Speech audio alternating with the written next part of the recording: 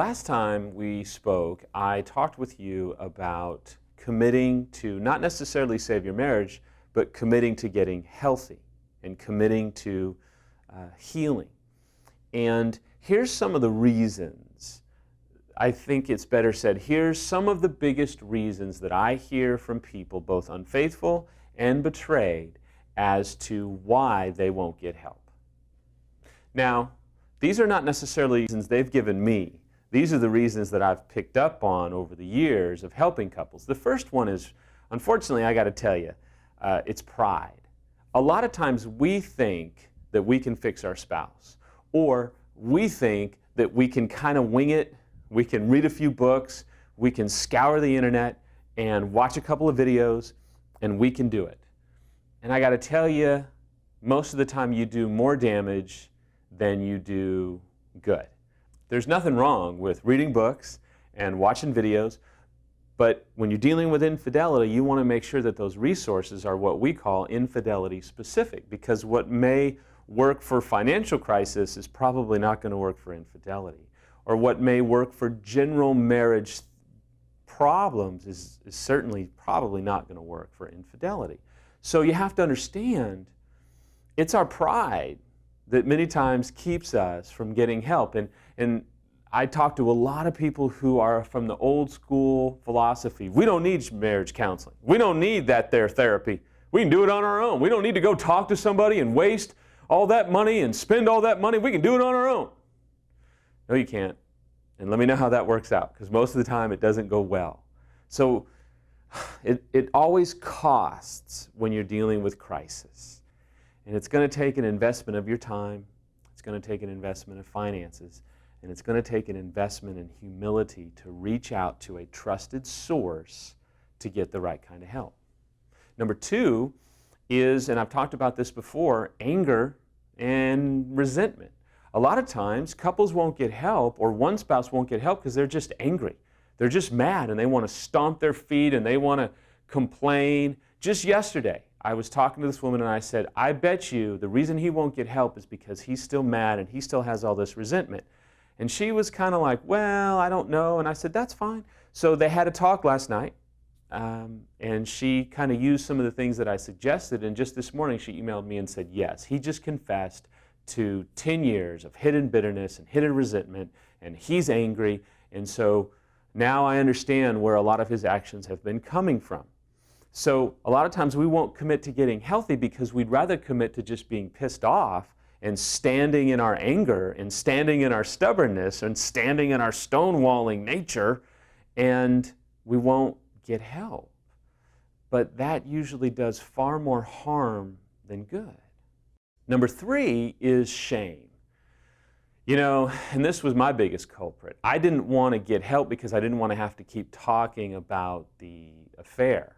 I didn't want to have to keep hashing it over and over, and I didn't want to have to talk about what I was ashamed of because it was making me, the poor victim, uncomfortable, because it's really more about my comfort than it is Samantha's. I mean, I should have used that voice whenever I talked. I should have said, you know, it's really unfair that I have to talk about the consequences of my choices. Because I was a man baby, like Rick says. I just was pouting because I was more concerned in what my choices had done to me than I was what my choices had done to Samantha.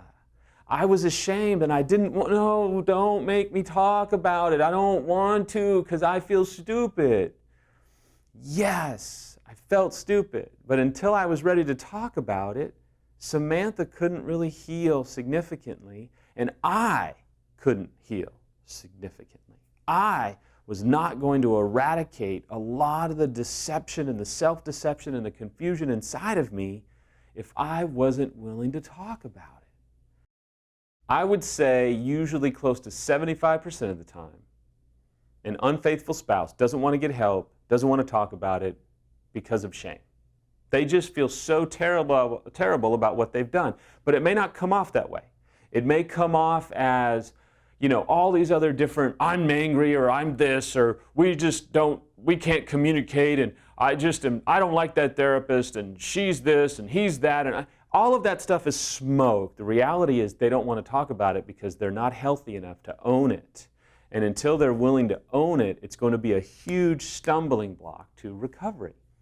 Finally, I think one of the biggest reasons that some people won't commit to getting healthy is because, unfortunately, the unfaithful spouse is really more fixated on finding an excuse to not get help or an excuse to not give the marriage a chance than they are willing to get healthy.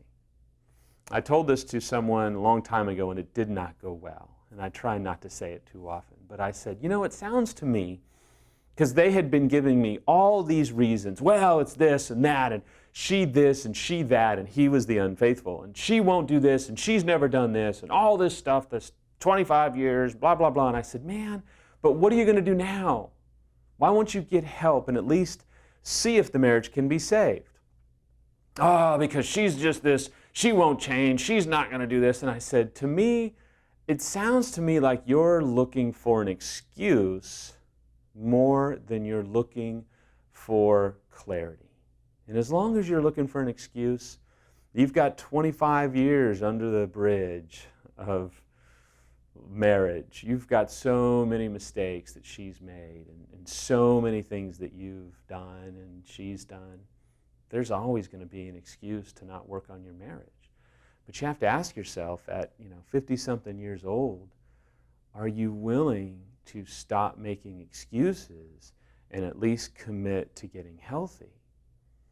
And so I summarize today with this. You can always find an excuse.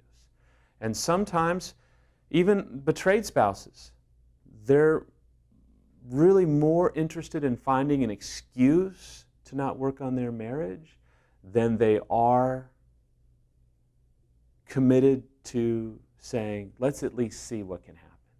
So I just applaud you. If you're watching these blogs, if you're on the site, if you're reading articles, you're taking away the excuses. You're hacking away at them and deciding to get healthy. So I encourage you. There's some people, they're so financially strapped. You know what they do? They just read articles, they watch the video blogs, they do all that they can do just to read and get healthy, and they're trying to do all that they can. And man, I think it's fantastic. And for you that are members and you've come to an EMS and you're just watching these blogs, I applaud you because you are deciding not to remain a victim and you're taking away the excuses from yourself and deciding to get help. So I encourage you. It's a day-by-day journey.